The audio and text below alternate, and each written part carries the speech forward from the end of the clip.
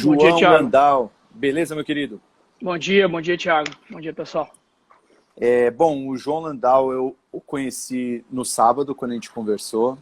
Já foi um papo bem legal, mas acho que a gente vai estourar um pouquinho o tempo hoje, mas espero que não, mas vamos ver como vai ser o papo. Eu vou deixar só primeiro o João se apresentar, ele que é gestor da Vista Capital. Não só gestor, fundou a empresa, né, João? Isso aí, junto com o João Lopes e Isso, com alguns Xará dele, outros. João Lopes. Mas, bom, eu sempre faço essa pergunta, João, em 30 segundinhos. Quem que é o João Landau? Bom, Thiago, vamos lá. Botafoguense, tá, para começar, prioridade. Mas a gente fundou, só para resumir rapidamente, tá? Entrei no mercado em 2005 no Pactual, fiquei 3 anos lá fazendo sell-side de oil and gas. De lá fui para Paineiras, a gente começou a Paineiras no D0, na montagem da Paineiras, fiquei pouco mais de 6 anos. Em 2014 a gente montou a Vista, eu, o João e alguns outros sócios.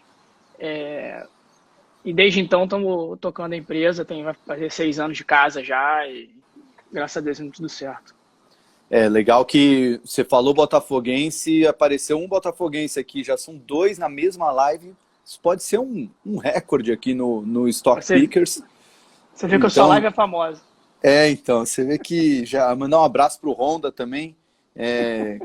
E, João, eu anotei aqui umas coisas só para dar um direcionamento ali para o nosso papo, mas, assim, a Vista tem fundo de ações e tem uma estratégia maior de multimercados e uma outra com um fundo ainda menor, né? Mas o fundo de ações, acho que como toda a indústria de fundos de ações está negativa nesse ano, né? Tá com uma performance negativa, menor que o Ibovespa, diga-se de passagem, mas está negativa. Mas o que me chama a atenção, e até por isso você está aqui, é o Vista Multi-Estratégia, que, me corrija se eu estiver errado, mas é 25% de performance positiva nesse ano e uns 45% nos últimos 12 meses. É isso mesmo? 52 nos últimos 12 meses. Mas... 52 nos últimos 12 meses. Mas, bom, é um fundo que... acho que o legal acho que o fundo por si só já vai ser um bom pano de fundo para falar o que você está fazendo aí, né? Eu até anotei algumas coisinhas aqui, eu li umas cartas da Vista, aí as cartas mensais, eles começaram, apesar dessa performance extremamente positiva, né? Você fala, pô, acertaram até o olho da mosca, né? Mas começaram o ano comprado em petróleo, né? E uma das posições que eles têm em bolsa também é Petrobras, mostrando até que, mesmo com posições que não estão dando certo nesse ano, eles estão conseguindo compensar com outras posições. Eles tinham em janeiro zerado Bolsa Brasileira, zerado ou diminuído, mas, não, é zerado mesmo aqui, e short em Rand, que é a moeda sul-africana, e também na lira turca. E no mês de abril, eles estavam long em ouro e aumentaram essa posição, long em ações de tecnologia da NASA, que reduziram essa posição, short em Brasil e Turquia, que foi mantido, e um basket ali de long exportadoras e commodities brasileiras e short ativos domésticos brasileiros. É uma carteira bem heterogênea e acho que acho que a única pergunta que eu tenho para fazer aqui é como é que é o racional de toda essa carteira aí, como é que vocês fazem para montar esse portfólio e explicar um pouquinho dessa performance positiva aí em 2020, João. Obrigado, Thiago. Primeiro eu convido todo mundo a ler as cartas no site, que vai ter um pouco mais de tempo do que a gente tem aqui, então fica todo no nosso racional. Mas vamos lá, Thiago, deixa eu tentar te ajudar. Você fez um resumo, acho que não preciso nem contar mais, você resumiu a carteira perfeitamente. Obrigado pelo dever de casa. Assim, a performance de 2020 ela é reflexo basicamente de 2 coisas, tá? Primeiro, a gente veio muito otimista em 2019 com o Brasil, jogou um pouco a toalha primeiro que as valuations ficaram um pouco esticadas no final do ano, e depois a gente acha que reformas são feitas no primeiro ano. Quando o Bolsonaro resolveu adiar a reforma administrativa, a gente ficou um pouco mais assustado e saiu fora do longo Brasil. Então a gente entrou em 2020 com essa cabeça, petróleo, como você bem disse, Petrobras, mas a gente conseguiu, felizmente, ficar muito preocupado com o coronavírus. Então, em janeiro, a gente rediou muito a carteira, com posições que a gente já gostava, a gente já carregava, que era, como você disse, o rand sul-africano, a lira turca, um pouco no short no real. alguma coisa de short de bolsas americanas e zerado na bolsa brasileira. Então, apesar da Petrobras ter tido uma performance dramática no período e até no meio do caminho foi um pouco mais volátil que o resto do mercado, dado a questão da OPEC, a gente conseguiu defender no resto. E como é que a gente monta essa carteira? Como é que a gente tenta montar? A gente sempre procura posições muito de longo prazo, porque dada a volatilidade do fundo, o Vista Red é um fundo menos volátil, né? É um fundo... O Multistratégia, inclusive, está fechando para captação e o Vista Red continua aberto em todas as plataformas. É um fundo com vol de 6 em linha com a indústria. A estratégia é a mesma, só a questão de volatilidade que é diferente. E a gente, como é que a gente monta a carteira? A gente procura muito longo prazo, estratégia de longo prazo. A gente admira muitas pessoas que sabem ganhar dinheiro muito no trade de curto prazo, mas não é muito nossa praia.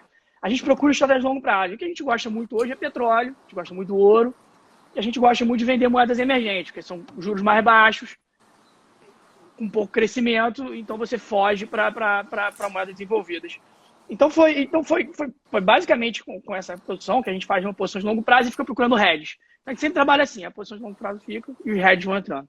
Tá, você já falou duas coisas aí que me chamaram a atenção. A primeira do short em emergentes, você até usou na última carta o termo em momentos de crise, aliás, a cada processo de crise você começa a montar o kit anti-Brasil, né?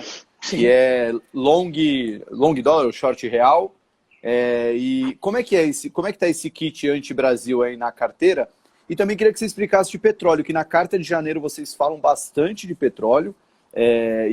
Bom, aconteceu tudo o que aconteceu com o petróleo, mas o que te mantém estruturalmente long em petróleo, mesmo com todo esse caos aí da oferta e demanda com a commodity? Tá, vamos lá. Primeiro, Brasil, assim, que a gente fala na carta, assim, tradicionalmente, você fazia kit Brasil, né? O câmbio valorizava, a bolsa andava, o juro fechava. Assim, era um kit que as coisas aconteciam ao mesmo tempo, porque o câmbio refletia risco país e a bolsa também. Só que como a gente está mudando de modelo econômico, a gente está com juros mais baixos, o câmbio troca de patamar. Então, não necessariamente você vai ter um câmbio desvalorizando porque o Brasil está ruim. Não que não seja o caso no momento. Mas não é só isso. Mas não é só isso. Então, o que a gente costuma dizer é assim, olha, você pode ter uma bolsa andando, você pode ter um juro fechando e o câmbio desvalorizando. As coisas perdeu aquela correlação, que é uma correlação de terceiro mundo, né? Assim, os Estados Unidos, você cansa de ver a bolsa andando com o câmbio desvalorizando. Então, assim, não tem, às vezes é até bom, porque exportadores valorizam. Então, o que a gente está dizendo é que, assim, mudou um pouco o arcabouço, então não se preocupa com aquele negócio assim, eu estou pessimista em Brasil, vou vender tudo. Assim, não, hoje a válvula de escape para a gente é o câmbio. Se você não está pessimista com o Brasil, compra o dólar. Mas isso não quer dizer que a bolsa não vai andar, porque tem exportadoras, porque ativos nominais andam. Então, isso é a primeira parte. A segunda parte é a parte do petróleo. Assim, por que a gente é tão otimista? Tá? A gente acredita que shale, que é o petróleo X dos Estados Unidos, que é o maior produtor hoje do mundo, ele não é sustentável, ele não para em pé.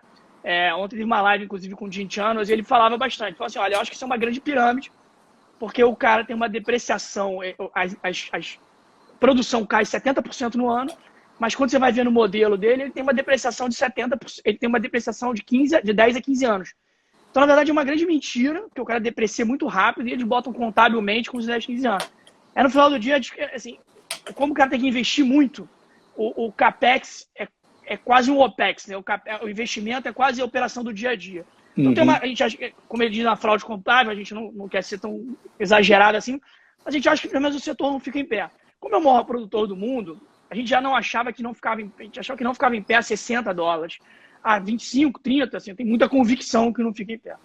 Então essa oferta vai cair e meio que em qualquer cenário a gente gosta do petróleo, porque commodities é que eu achava. Você compra quando o preço está abaixo do custo marginal. Então, se a demanda continuar muito ruim, o petróleo continua a 25, a oferta cai, você vai ter uma recuperação do preço. Se a demanda voltar, você também vai ter uma recuperação do preço que equilibra com a oferta. Então, assim, basicamente, o petróleo para a gente é um jogo hoje de queda de oferta. Os grandes produtores não estão investindo, o shale, que é o maior produtor do mundo, está com série de dificuldades.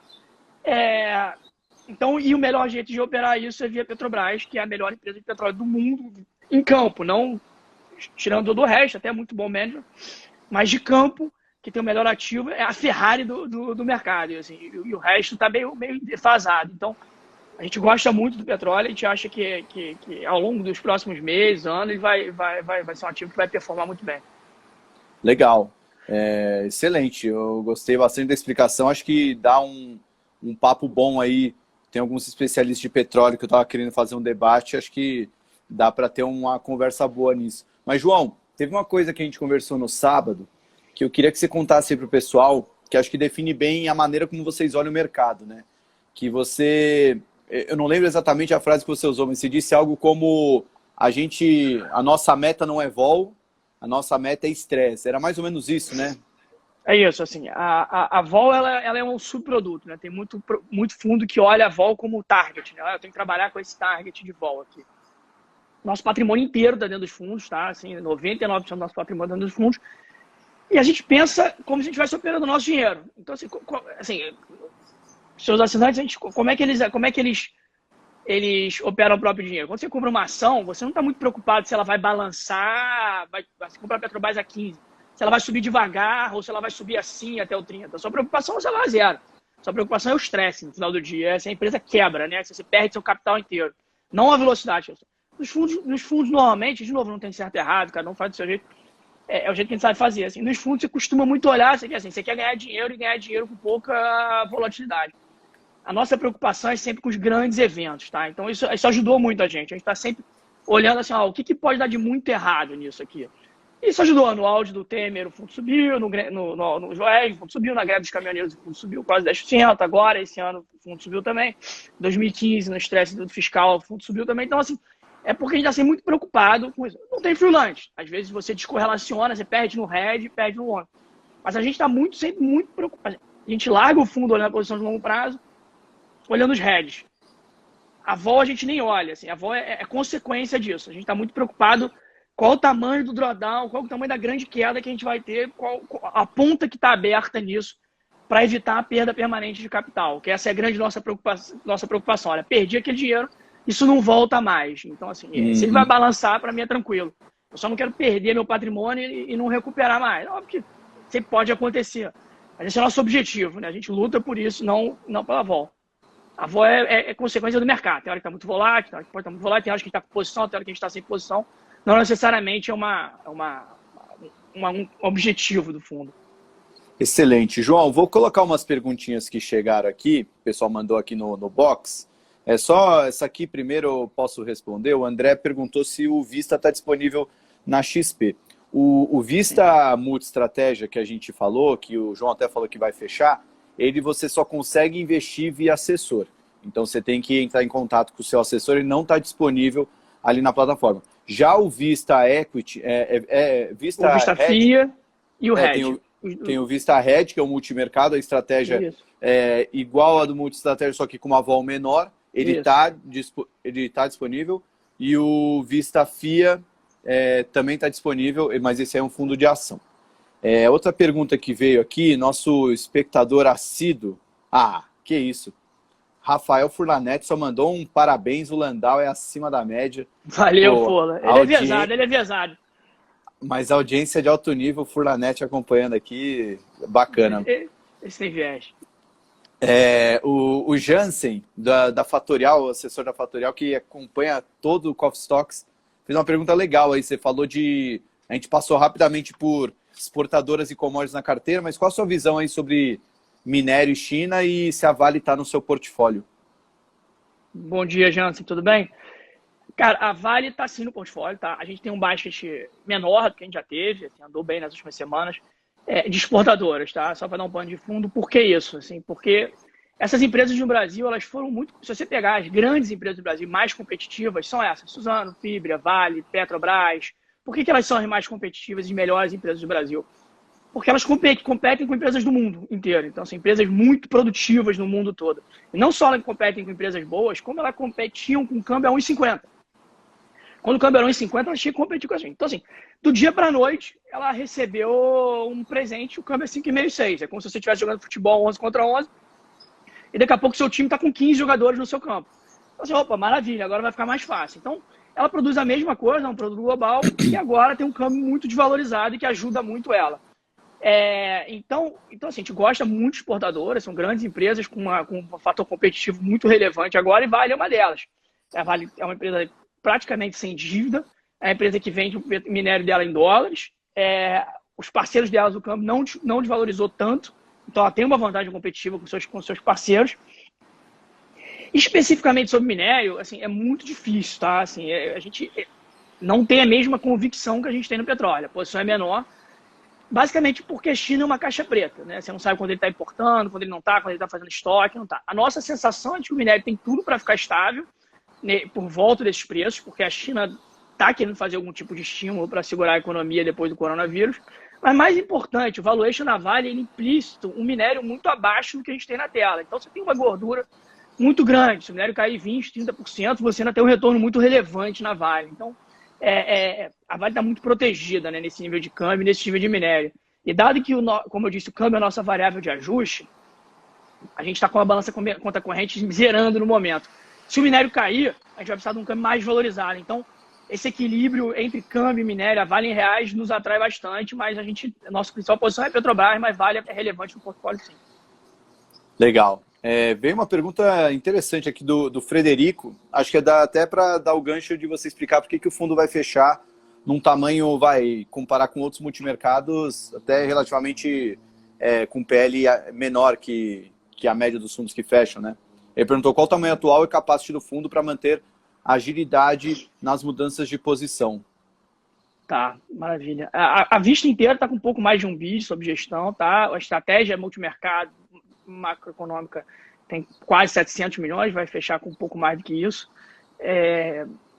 E o engraçado é que as pessoas perguntam, vocês estão fechando cedo porque vocês operam coisas ilíquidas? Não, assim, se você olhar na nossa carteira, na nossa carta, a gente tem até um resumo da performance, de onde é que veio. E a gente, na média, opera coisas líquidas, super líquidas. Assim. A gente opera juros, câmbio, Petrobras, dificilmente você vai ver um resultado, Vale, moedas internacionais, commodities, assim, são todos ativos muito líquidos, tá? E por que a gente estaria fechando? Assim, primeiro que a gente está fechando só o fundo mais volátil, o fundo normal, né, entre aspas, está aberto. A gente está fechando muito porque assim, a nossa preocupação número 1 é cota. Assim, a gente não está preocupado com taxa ADM, etc. Então, nossa preocupação número 1 é cota. Nosso dinheiro está investido aqui dentro do fundo. Então, a gente quer primeiro olhar um pouco como funciona com a empresa desse tamanho. A gente começou com 20 milhões há 6 anos atrás, hoje tem mais de 1 bilhão. Como funciona o fundo multimercado nesse tamanho. Depois, a gente quer ter espaço para ficar um outro fundo aberto. E, acima de tudo, assim, as nossas posições são muito de longo prazo. Tá? A gente fica com posições 2, 3, 4 anos. Então, isso não é problema. Agora, muito importante, quando a gente enxerga alguma coisa, a gente quer ter capacidade de sair muito rápido. Assim. Então, como foi o coronavírus. No próprio final do ano passado, a gente começou a ficar menos otimista com o Brasil, a gente tinha uma posição muito grande de ações domésticas, a gente precisou sair com uma certa agilidade e a gente quer ter essa capacidade. Não que isso seja limitador de performance no momento, acho que tem bastante espaço ainda, mas a gente gosta dessa agilidade, sem dúvida, sim. Eu vou jogar as 2 últimas perguntas, tá, João? A primeira, o futuro presidente da República que está acompanhando tem que botar a pergunta aí dele. Furla perguntou o que você está achando da política. Ele sabe mais do que eu nessa daí, mas vou tentar jogar para o meu lado, que é a macroeconomia, tá? Eu acho assim, acho que o Brasil é um case meio interessante no momento. Assim. Primeiro que a gente já ajustou boa parte dos preços relativos. Depois que a gente tem um arcabouço mais forte do que os outros emergentes. Então a gente já não tem dívida em dólar, o Temer fez boa parte das reformas, muita reforma micro, muita reforma macro. A gente fez a Previdência. A gente tem grandes empresas, conta corrente já está zerando, exportadoras. Por outro lado, a gente adora uma crise política, né? Acho que o brasileiro tem essa sensação. Dizem que assim, é porque a gente vê muita novela, a gente gosta de um herói, de um vilão, de um mito, alguma coisa, e tem sempre essa grande confusão política no Brasil. Eu me incomodo no momento, tá? Eu me incomodo porque a gente ficou um país mais alavancado, né? A gente encurtou nossa dívida, a gente está com uma dívida PIB maior do que a gente tinha antes. Então, qual é o meu incômodo, assim, né? Acho que o consenso do mercado no momento, assim, falando bem franco aqui com todo mundo, é que o Bolsonaro vai virar um Temer 2, assim. Eu não gosto... E assim, eu tento não ser viesado em nenhum momento. Em 2015 a gente estava vendido no Brasil, 2016 a gente ficou comprado, 2019 a gente estava super comprado, 2020 a gente ficou vendido no real, mas não necessariamente vendido no Brasil. Então, assim, eu tento não ter nenhum viés, mas o que eu senso no mercado, assim, o Bolsonaro vai ser o Temer 2. Por que eu me incomodo disso? Eu não me incomodo nem pela capacidade política, de gestão. Acho que quem é presidente é muito esperto para ter chegado lá. Eu só acho que o Bolsonaro não vai aceitar o que o Temer aceitou. O Temer aceitou falar, olha, eu quero deixar um legado, que seja o que eu posso fazer aqui para tentar ser reeleito é reforçar nas reformas e pesar. Não sei o que teria acontecido com o Wesley, sem o Wesley Day, mas esse era o objetivo dele. Eu não acredito que o Bolsonaro fará isso, assim, porque e ele não fará isso com qualquer político, tá? Não é porque é o Bolsonaro, não. Se ano que vem ele enxergar um país que não cresce, um país que o desemprego continua alto, eu não acho que ele vai dobrar a aposta nas reformas. Eu acho que ele vai chegar e falar assim, olha, eu tenho uma eleição daqui a um ano, se eu fizer qualquer reforma de longo prazo, esse negócio, eu preciso de capital. Essa é toda a história, eu preciso de capital externo. Pois tudo é interessante, funciona mesmo. Mas por que não se faz? Porque as pessoas não sabem? Não, até a copeira de Brasília sabe disso. Assim, essa história toda, essa contos que o Guedes fica contando pra gente, que fica falando sem parar. Assim, até a copeira de Brasília sabe disso. O problema é disso que demora. Demora para o capital chegar, para os projetos acontecerem, etc. Então, quando chegar ano que vem, eu me incomodo se o desemprego estiver alto, se o Bolsonaro não vai virar e falar assim, não tem tempo para esperar isso. Eu preciso fazer uma coisa para hoje. E se fizer coisa para hoje, com uma dívida PIB 100%, com o câmbio, com as defesas com juros mais baixos, aí eu tenho medo, porque é o caminho populismo, entendeu? É liberar reajuste e etc. Então, assim, é um caminho perigoso que a gente já viu que dá errado. Então, assim, esse é o meu grande medo de política. Se a gente vai acontecer isso ou não, eu deixo pro Fula, que ele sabe melhor. Tá, beleza. Então, assim, só para entender a relação com o Temer 2, seria que o Temer foi um presidente que, próximo ao centrão, quis ser muito mais popular, vamos dizer, no lado das reformas, mesmo que perdesse uma impopularidade. Então, ele foi um cara focado no que o Brasil precisava fazer e não no que o Brasil queria. Aí o Bolsonaro 2, o Bolsonaro sendo o Temer 2, seria ele tentar as reformas até o momento que ele viu que não ia dar mais e ele ia pensar no jogo político? É isso? O Temer, o Bolsonaro 2 seria assim, olha só, eu briguei muito com o Congresso, não vou entrar nos motivos, agora eu vou ficar próximo do Centrão e vou conseguir aprovar as reformas como o Temer conseguiu, então seria um grande bull market de Brasil. Esse seria o caminho. O que eu não acho que acontece é porque eu acho que a atividade demora um pouco para acontecer, ele pode desistir no meio do caminho ou não, a gente vai descobrir depois. Entendi. Beleza. Bom, excelente. Cara, vieram muitas perguntas, pessoal, desculpa aí, depois eu trago aí o João 1 hora para falar com a gente, mas a última só, porque foi algo que você comentou comigo e não deu tempo da gente falar aqui, que foi do ouro. Aí o Renato pediu aqui, fala um pouco do ouro pra gente, vocês até aumentaram a posição long em ouro, fala um pouquinho disso. Tá, vamos lá. A posição ouro hoje é talvez a maior posição do fundo, tá? A gente foi muito boa nos últimos meses e eu poderia falar bastante aqui. Vou tentar resumir o máximo, tá? O que a gente tem hoje é todos os vetores, todos os rios correm para o mar, no sentido de tudo indica aumento de oferta de moeda, tá? Primeiro, os bancos centrais, que vocês já conhecem, o M2, base monetária aumentou enormemente, o maior aumento da história. O Paul Tudor Jones escreveu uma carta sobre isso recente. Então, assim, os bancos centrais vocês já conhecem, eu não preciso entrar.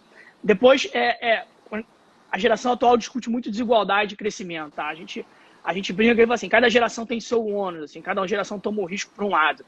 A geração dos nossos pais, quando vai votar, tem medo de ditadura, a gente tem problema com inflação, e a geração mais nova vai ter problema com o meio ambiente. Nos bancos centrais é igual, assim, o problema da inflação existia, hoje o problema é desigualdade e crescimento. Então, a inflação, eles vão tomar risco na inflação. Eles querem tomar risco, já aceitaram tomar risco na inflação. O Fed já disse isso, está mudando o framework dele.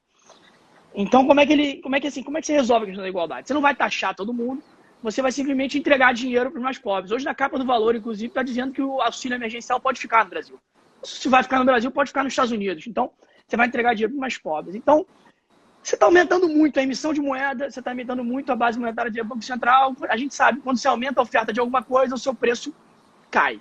Então, assim, o valor da moeda cai, isso gera inflação. Então, assim, você perde renda, é quase um calote todo mundo. Em vez de você taxar os mais ricos diretamente, você perde o valor da moeda e o rico perde poder de compra, né, no final do dia. É uma forma indireta, é um calote indireto.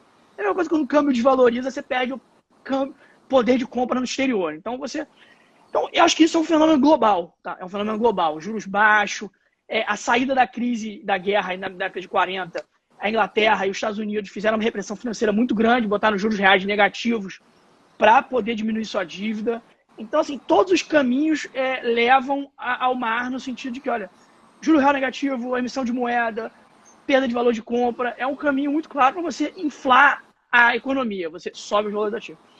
E aí, o que você procura? Ativos reais. Então, nossa grande busca é ativos reais. A gente tem uma empresa de real estate na Alemanha, que é ativos reais, que é pequeno. A gente, petróleo é, de certa forma, ativos reais. A Nasdaq é, de certa forma, ativos reais. Você pega a Amazon, por exemplo, como ela tem margem zero, ela tem capacidade de repassar preço infinita. Então, são ativos reais. E o grande ativo real que a gente enxerga no mercado é o ouro. Ele é finito, ele é irreplicável, você não tem capacidade de aumentar a sua produção enormemente. Então, o valor dele é reconhecido como troca, como meio de troca há muitas décadas, né? Então, ele é um ativo que não perde seu poder. Ele é quase uma proteção para a inflação, como vocês vão acontecer, mas ele é uma proteção para a perda de poder de compra. Então, acho que, como eu disse, a gente opera muito com o nosso patrimônio, e nosso patrimônio a gente gostaria de ter uma parcela relevante em ativos reais, e o ouro é uma delas. Excelente. Muito bem explicado. João, quero agradecer aí o seu tempo. A gente ficou um pouquinho mais de 15 minutos, mas foi muito bom papo. Parabéns pela performance dos fundos. Só lembrando, o multi-estratégia, que foi o que a gente citou, ele está para fechar. O Vista Red, ele é a mesma estratégia do multi-estratégia, só com uma vol menor. E tem o Vista FIA também, todos eles aqui na plataforma da XP. Quero agradecer mais uma vez. Parabéns aí pela performance, parabéns pelas explicações. E tenha um bom dia, João. Obrigado pelo tempo, Thiago, e obrigado pela audiência, gente. Valeu aí, gente. Só lembrando, pessoal, todo esse papo aqui, o resumo está sendo enviado em instantes lá no nosso grupo do Telegram. O Mateuzinho já está escrevendo o resumo e vai mandar lá. Se você ainda não é do grupo do Telegram, vai lá no Telegram, digita Stock Pickers Oficial e vocês entram lá no nosso grupo. Beleza? Valeu, João. Obrigado. Abração. Valeu, Thiago. Tchau, tchau. Bom dia. Tchau, tchau.